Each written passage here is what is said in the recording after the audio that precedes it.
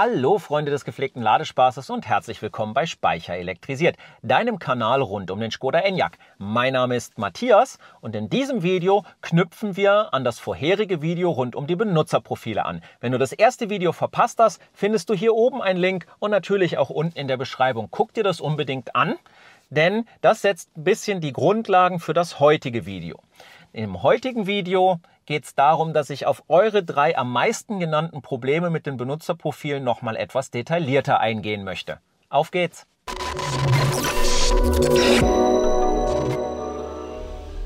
In meinem ersten Video rund um die Benutzerprofile haben wir einfach mal so einen allgemeinen Überblick bekommen. Was sind sie, wie funktionieren die und vor allem auch, was nicht funktioniert. Viele Kommentare unter diesem Video haben vor allem 3 Themen adressiert und um die soll es auch hier in diesem Video gehen. Das eine ist das Bestätigen, welches Profil man ausgewählt hat mit OK aus Datenschutzgründen. Das zweite ist das Thema rund um die Sitzeinstellungen und die Sitzposition und das dritte, das ist die Verwendung der App, wenn man kein Hauptbenutzer ist. Einschub an dieser Stelle, ich habe noch ein Bonuskapitel reingepackt, das bezieht sich auf die Fahrprofilauswahl, weil die hat ja auch was mit den Benutzerprofilen zu tun und die sollten wir hier nicht außer Acht lassen. Die 3 Sachen gucken wir uns in diesem Video etwas detaillierter an und da werde ich auch in diesem Video ganz klar meine Meinung zu äußern. Es wird also von daher vielleicht minimal unsachlicher und auch ein bisschen lauter werden als sonst, aber ich hoffe natürlich, dass ich euch damit auch ein Stück weit aus dem Herzen spreche und dass ihr auch seht, eure Kommentare sind mir wichtig und wenn das so viele zu einem Thema sind, dann bringe ich das auch in einem Video, damit das hoffentlich bei Škoda ankommt. Diese Anzeige ist wohl etwas, was den meisten ME3-Fahrern mit am meisten nervig und lästig vorkommt. Und zwar, dass sie grundsätzlich ihr Profil bestätigen müssen mit OK und dass das auch nicht von alleine verschwindet. Wichtig dabei, dieser Bildschirm kommt allerdings nur, wenn ihr den S-Pin, also den Sicherheitspin, deaktiviert habt. Und wenn ihr OK drückt, dann werdet ihr eingeloggt. Die meisten Kommentare unter meinem letzten Video, eben nochmal da oben und auch da unten verlinkt, drehten sich um dieses OK. Klar ist das lästig, ja, natürlich kann man das auch drücken, aber letzthin, warum ist das überhaupt da? Škoda sagt, aus Datenschutzgründen, sie wären datenschutzrechtlich verpflichtet, sich mit einem Tastendruck das OK zu holen. Ob das stimmt oder nicht, das weiß ich nicht. Das ist einfach deren offizielle Aussage. Ich finde das Argument Datenschutz hier aber sehr flach und auch ziemlich fadenscheinig. Warum? Nun, einerseits kann das OK jeder drücken. Also Datenschutz ist da nicht gewährleistet. Das Auto weiß ja nicht, ob ich wirklich Mats bin, ob das meine Frau ist oder irgendjemand Fremdes. Na, jetzt könnte man natürlich sagen, okay, das ist der Nutzer selber schuld, wenn er die S-Pin oder den Sicherheitspin deaktiviert, dann muss er halt damit leben, aber Škoda hat sich irgendwo abgesichert.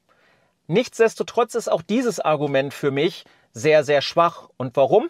Weil ich ja trotz all dem persönliche Daten anderer Nutzer sehen kann. Das glaubt ihr mir nicht?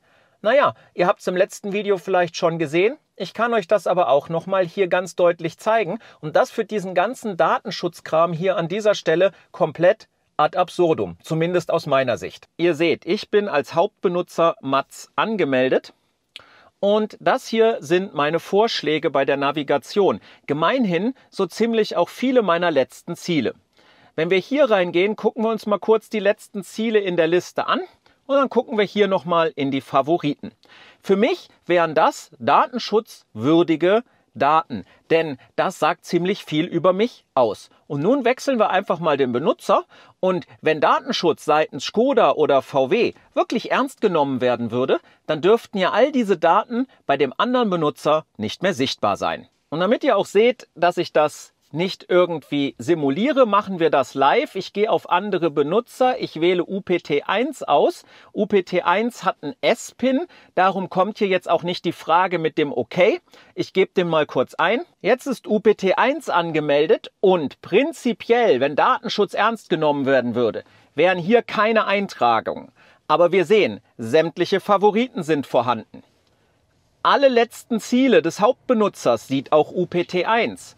Und die Vorschläge sind absolut identisch. Wer jetzt glaubt, damit hört's auf, ganz im Gegenteil. Wir können ja sogar noch einen Schritt weiter gehen. Das haben wir ja auch im letzten Video gesehen. Wenn wir den Gastbenutzer des Autos anmelden, dann sieht der alles vom letzt angemeldeten Benutzer. Wollen wir das mal eben machen? Für den Gastmodus nehme ich euch bei geschlossenem Enyaq von außen mit, mache ihn auf, damit ihr seht, dass ich hier nichts simuliere. Setze mich hinein, schalte ihn ein und jetzt sage ich hier Nutzerwechsel Gast.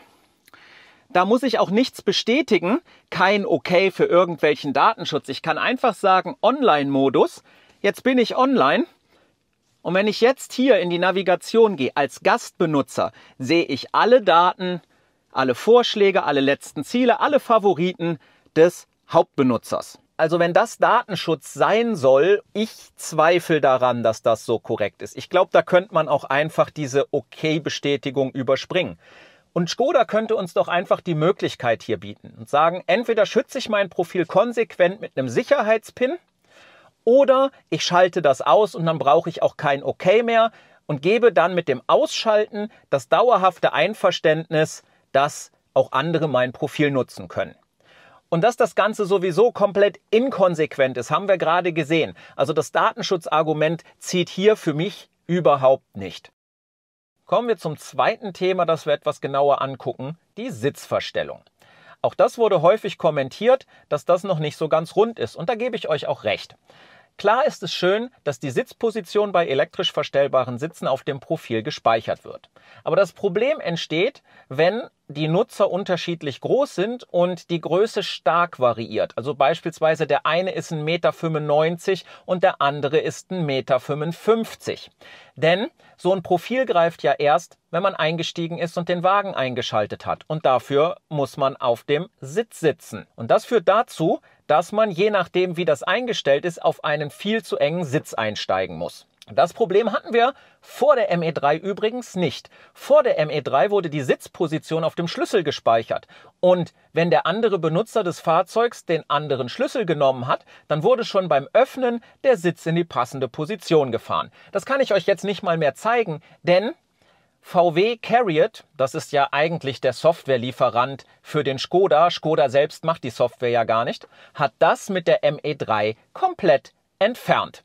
Jetzt geht das nur noch übers Profil und ich zeige euch einfach mal an dem Beispiel, was ich gerade erwähnt habe, das Problem. Der letzte Benutzer war mein UPT1 und ich gehe jetzt einfach mal davon aus, dass das ein eher kleiner Mensch ist und der hat sich den Sitz genau so eingestellt, wie ihr das jetzt seht. Das ist keine unübliche Sitzposition für einen kleinen Menschen, aber selbst für mich ist das zu eng und wenn ich jetzt hier rein will, muss ich mich echt hier rein quetschen. Ihr seht, der Sitz verstellt sich ja auch nicht, weil zuletzt UPT1 angemeldet war. Erst wenn ich jetzt meinen Benutzer hier auswähle, dann seht ihr, stellt sich der Sitz ein und ich kann vernünftig darin sitzen.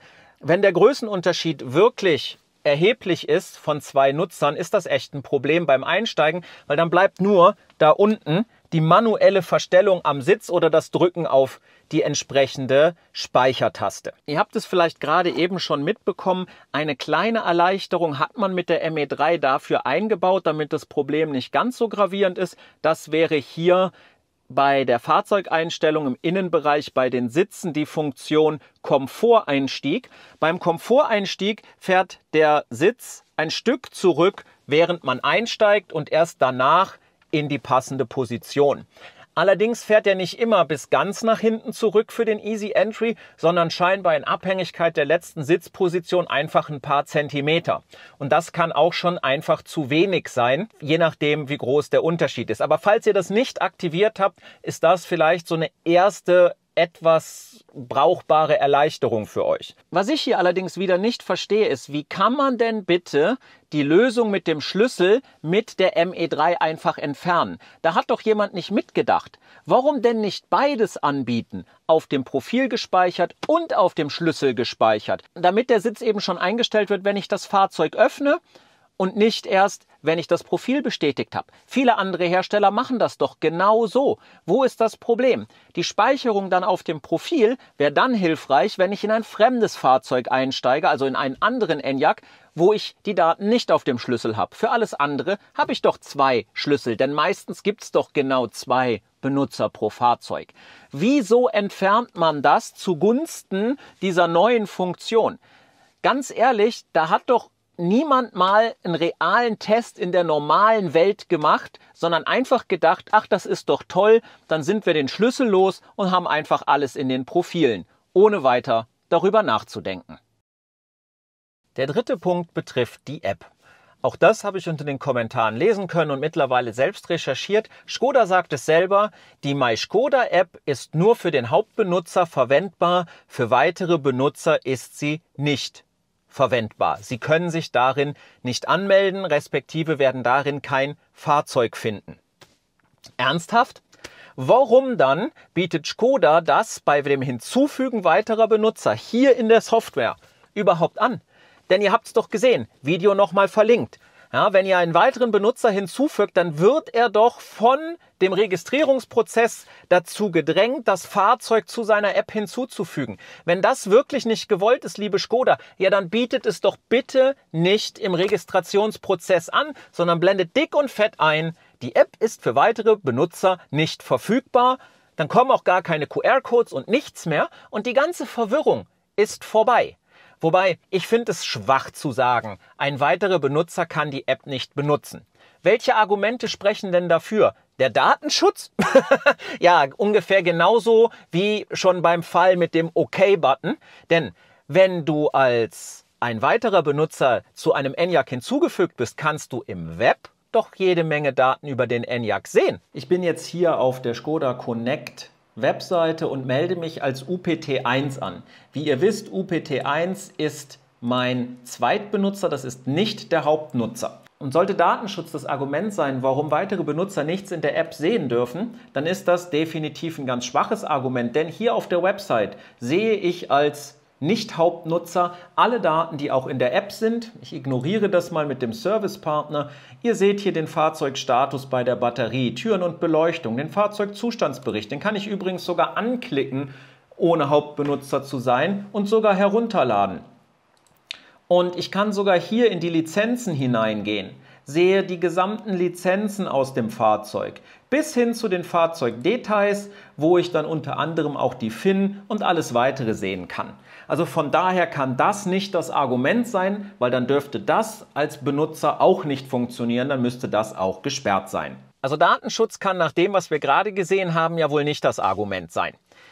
Und es kann ja auch nicht sein, dass die Leute jetzt als Nothilfe quasi mit ein und demselben Account die App auf mehreren Telefonen benutzen und dann alle immer Hauptbenutzer sind. Das ergibt doch keinen Sinn.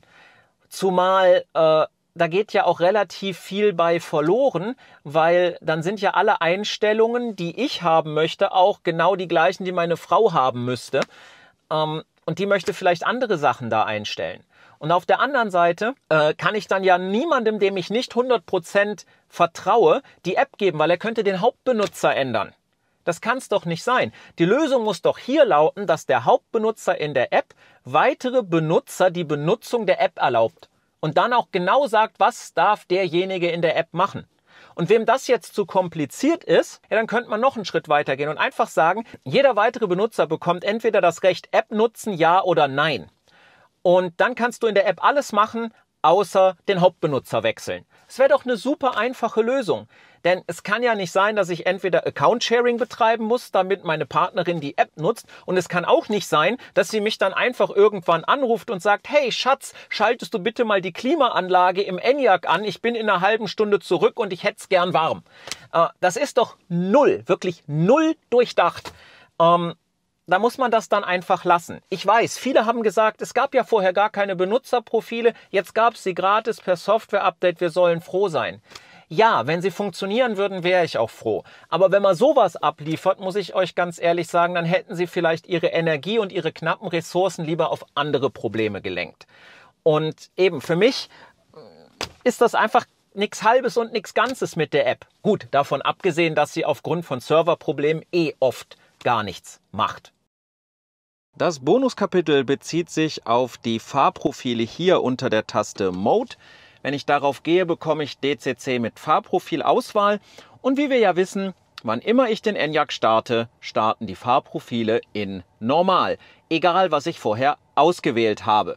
Ich kann jetzt hier auf Sport gehen. Wenn ich den Enyaq ausmache und wieder einsteige, dann steht er beim nächsten Mal auf Normal. Der Grund dafür ist gar kein Softwarefehler. Ich habe bei Škoda nachgefragt. Die haben mir gesagt, der Grund dafür, der liegt darin, dass gesetzliche Vorgaben existieren, die besagen, dass das Auto grundsätzlich mit dem Modus starten muss, mit dem es WLTP zertifiziert wurde.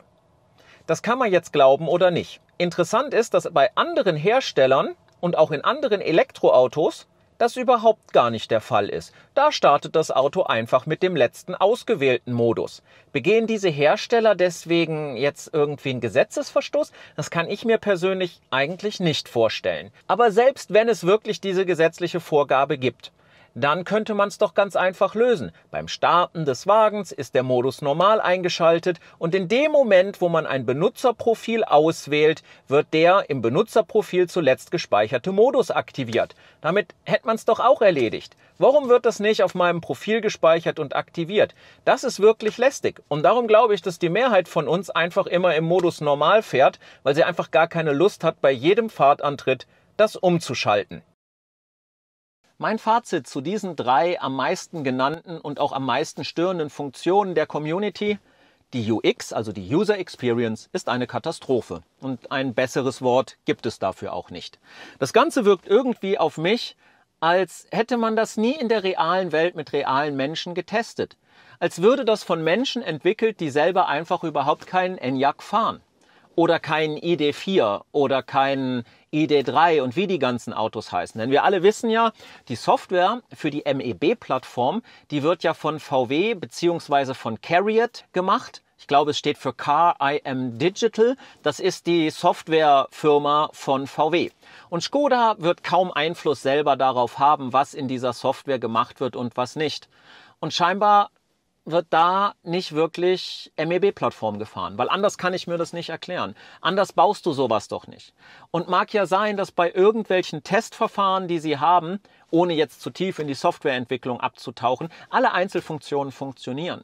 Aber die User Journey, also unsere Reise durch die Funktionen, die hat doch nie jemand getestet. Das kann man mir doch nicht erzählen. Sonst wird man doch sowas nicht auf uns loslassen.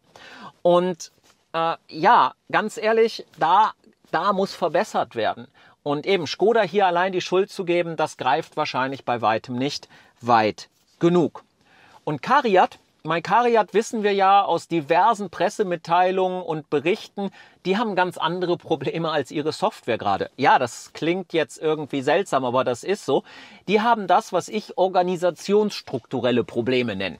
Die sind viel zu sehr mit sich selbst, mit ihrer Hierarchie, mit Macht und Co. beschäftigt, mit klassischen Prozessen und Strukturen, dass die gar nicht dazu kommen, vernünftig Software auf den Markt zu werfen. Darum hängen die auch Jahre hinter ihren eigenen Plänen, weil sie einfach noch nicht in der heutigen Welt angekommen sind, wie man Software macht, nämlich indem man sie kundenzentriert baut und deswegen mit einer guten User Experience Research, also UX Research anfängt, mit einem passenden UX-Design und in schnellen iterativen Zyklen auf den Markt bringt. Es gibt Autobauer, die machen das.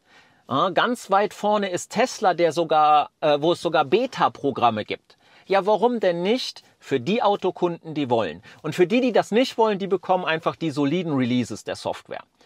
Dann würden solche Sachen viel früher erkannt, viel früher bereinigt und es käme nicht auf den Markt und wir würden davor sitzen und uns denken, oh je, wo soll das noch hinführen? Wenn dir dieses Video gefallen hat, dann lass mir doch einen Daumen nach oben da.